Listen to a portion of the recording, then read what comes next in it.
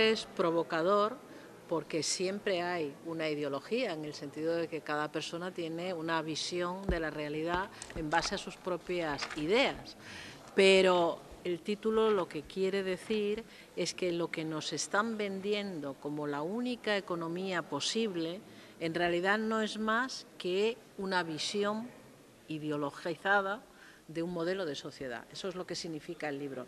La ideología es algo que cada uno tenemos la nuestra, pero lo que se nos está intentando es vender que solo hay una política económica posible, que en realidad es una respuesta ideológica desde el deseo de cambiar el modelo de sociedad y ir hacia un modelo de sociedad con el que nosotros no comulgamos.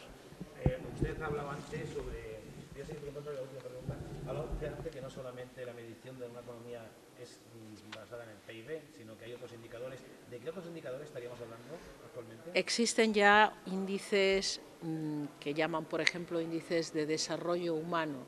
Estos índices comparan la situación de los países, por ejemplo, respecto de la esperanza de vida, respecto del acceso a la sanidad pública, respecto a la calidad de la democracia, respecto de la igualdad entre hombre y mujer, respecto de la seguridad ciudadana, respecto de las enfermedades existentes. Es decir, hay un abanico de indicadores que complementan y que creo que deben de estar cada vez más presentes en el diseño de cualquier política económica. No se trata solo de crecer, sino de crecer en aquello que satisface necesidades sociales y a lo mejor de crecer en aquello que supone efectos ambientales negativos, efectos negativos sobre la salud, efectos negativos sobre la desigualdad entre ciudadanos, etcétera.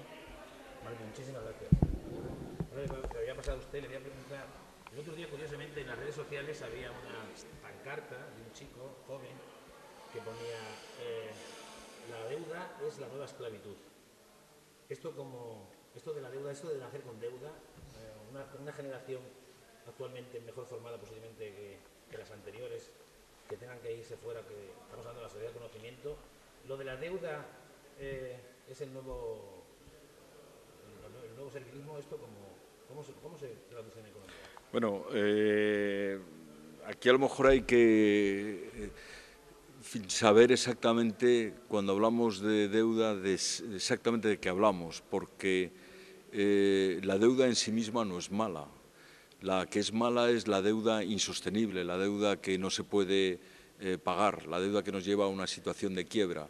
Efectivamente, esa deuda que ha sido inducida desde los poderes económicos, que han tenido interés en desarrollar modelos insostenibles, pues seguramente esclaviza a quienes la tienen. Pero hay deudas sostenibles que nos permiten crear hoy un presente que podrán disfrutar en el futuro nuestros hijos, nuestros nietos, si efectivamente utilizamos los recursos públicos para mejorar la calidad de la atmósfera, la calidad de los ríos, la calidad de las costas, si utilizamos los recursos públicos para mejorar la educación, la ciencia, la innovación.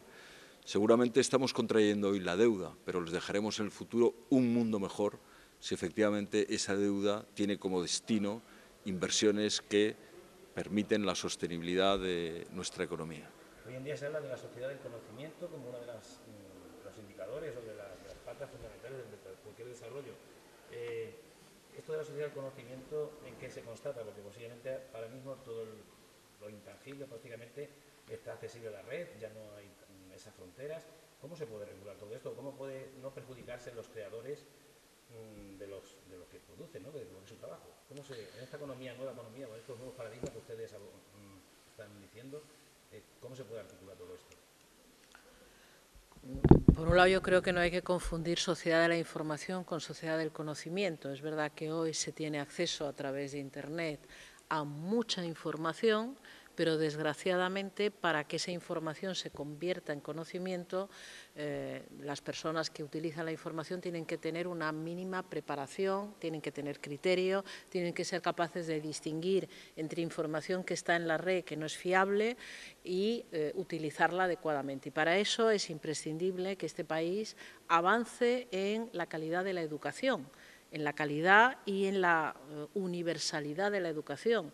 Estamos yendo hacia atrás en cuanto a la formación de los más jóvenes, en cuanto a educación primaria, secundaria, universitaria. Aquí hay un retroceso que puede significar que por mucha información que esté accesible en la red, esa información no signifique acceso al conocimiento o dominio del conocimiento.